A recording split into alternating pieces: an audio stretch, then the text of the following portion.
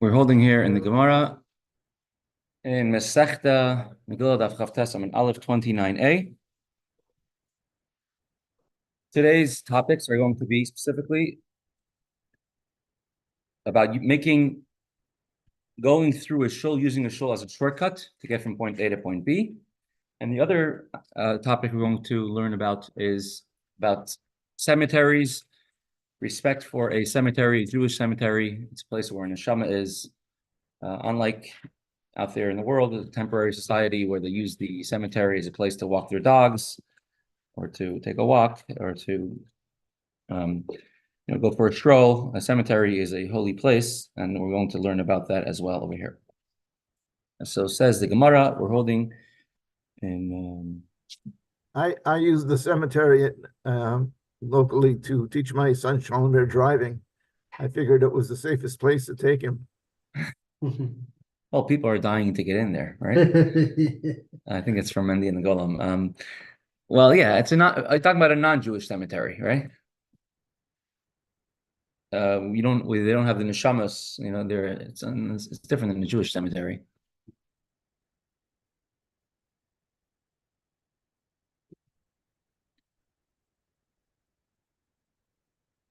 Tanya Darash Bar Kapara. The last thing we learned about was how all the shuls in Eretz Yisrael and throughout the world, throughout all the ages, are going to rejoin these shuls in Eretz Yisrael. We're holding the 1, 2, 3, 4, 5th wide line in the middle of the line. Darash Bar Kapara. My Dichsiv. Lama Teratztun Harim Gavinunim. If you have an R-Scrolls 29/8. There's a pasuk we're saying Tehillim, Kapitel Samaches, and we say, why mountains have you danced? Harim Gavinunim, you majestic mountains. The word Gavinunim has the word Gvina, right? Cheese, which is dairy. It's one of the Har Sinai is called Har Gavinunim, the majestic mountain, but it also means the mountain of cheese, which is one of the reasons given for eating dairy on Shavuos. So why majestic mountains have you danced? It says, this entire chapter of Tehillim, chapter 68, is about Mount Torah, the giving of the Torah, and why Hashem chose Har Sinai, Mount Sinai, to be the place where the Torah is given. Yatzasa Baskal ve'amra lahem. A heavenly voice came out, told the other mountains, and you take the words Tiratzdun, Taf Resh Sadik, Daled Vav Nun, and divides it into two, and explains it as follows: Tirtzu Din. Why do you want to make a judgment? Why do you want to argue with Har Sinai, make a case against them? So in this Kapitel of Tehillim, all the mountains wanted the Torah to be given on them, and instead it was given to Har Sinai. And they were arguing with Hashem, why is the Torah not being given on me? The Torah should be given, Torah should not be given on Har Sinai, Torah should rather be given on me. Kulchem bali mumim atem etzel Sinai. And Hashem told them, in comparison to Har Sinai, all of you, all the other mountains, are not important. 29a3. All the other mountains are considered to be blemished in comparison to Har Sinai. Because as we learned in Mesechta Shabbos, I think it says, all the other mountains said, I'm the greatest mountain, I'm the prettiest mountain, Torah should be given on me. And Har Sinai, which is a very low mountain, says, I'm nothing special about me. I'm in the desert. I'm not beautiful. I'm not tall. Torah can't be given on me. And Hashem chose Har Sinai because of its bashfulness and its humbleness. So Hashem told the other mountains, in comparison to Har Sinai, all of you are considered to be blemished. It's a little bit different than Elazar Bar Kapar, which was right before. Previously. The previous paragraph, the Gemara said that when the Torah was being given, the two mountains, Har Tavar and Har Carmel, really wanted the Torah to be given on them. And since it couldn't be given on them, they ran to listen, to be present when the Torah was given. And in that merit, Hashem moved them to Eretz Yisrael after. Now, there are Mefarshim which say that it doesn't mean the actual mountain came, it just means that the air of the mountain, the space of the mountain came. It says, for example, Yaakov Avinu says while he was sleeping and had a dream, Hashem folded Eretz Yisrael and put it under his head. So how's that possible? Where did all the people in whole Eretz Yisrael go at that point? Sounds like what space time. Well, everything is possible.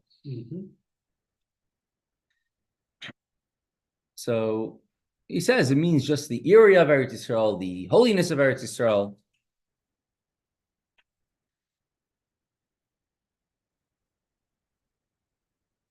But previously, it says that because they were humble, Har Tavar and Har Carmel, that's why they went to Eretz Yisrael. They wanted to be there by the giving of Har Sinai.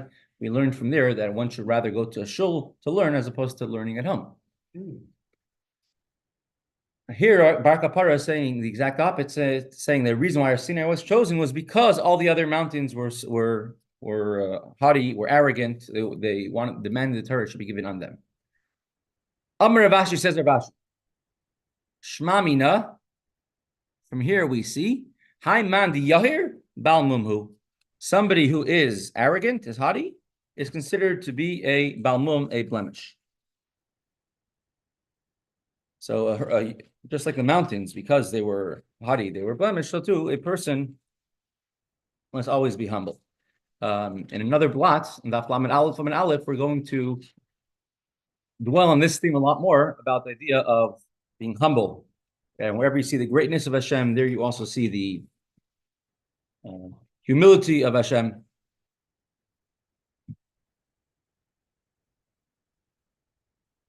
What is the first, what is the first line? The Bechorach, right? Stands for Abag Yetatz. Abag Yetatz. Now, if you add that up together, you come up to the word oilas tamid, oilas, a carbon which goes up.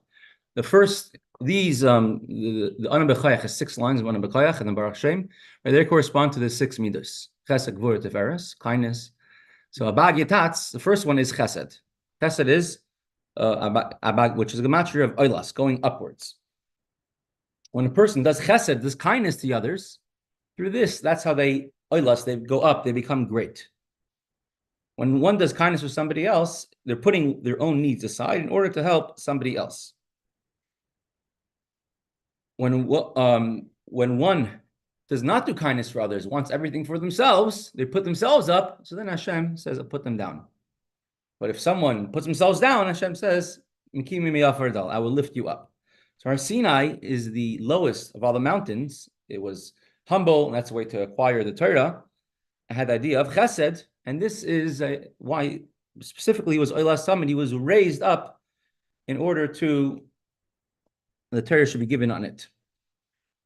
It's interesting. Should the Chumash actually see Har Sinai referred to as the holy mountain before even the Torah was given? There must have been something special about it. Har Elikim. Yeah, but there must have been something special about it even before the Torah was given. Correct. It does say in Rashi it was called on the name of the future. Now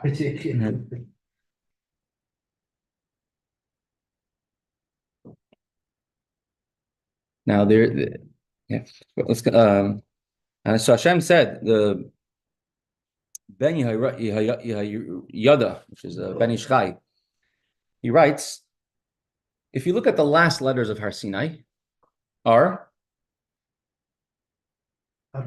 Nun and a Yud, right? Nun and a Yud, correct. Har Sinai.